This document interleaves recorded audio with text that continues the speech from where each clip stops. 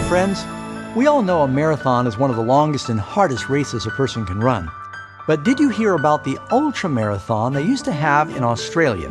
It was 544 miles from Melbourne to Sydney. It attracted as many as 150 world-class athletes. But then something happened that no one would ever forget.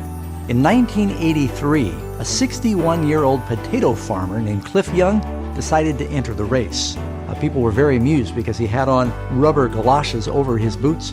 And when the race began and all the runners took off, sure enough, old Cliff was left behind, shuffling along very slowly, but he was shuffling very persistently. Normally, during this 7-day race, the runners would go about 18 hours running and then they'd sleep for 6 hours. But nobody ever told Cliff that. When the other runners stopped to rest during the night, Cliff just kept on running. Some people were afraid old Cliff was going to have a heart attack, and they were asking the race organizers to show mercy and stop the crazy old man, but he would have none of it.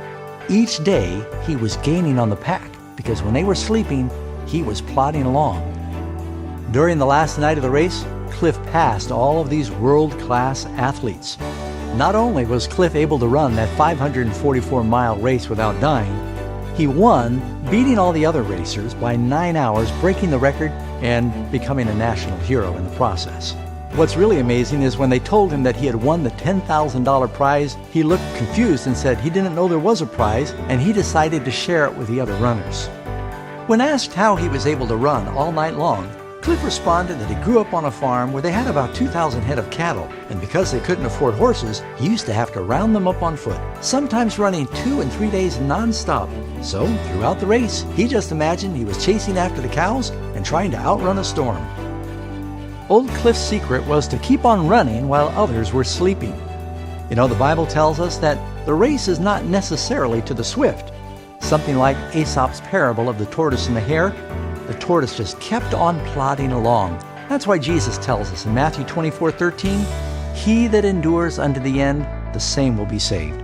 Now you might slip and fall during the race. You might even get off to a bad start. But in the Christian race that we run, the main thing is you want to finish well. Keep on running, friends, and don't give up.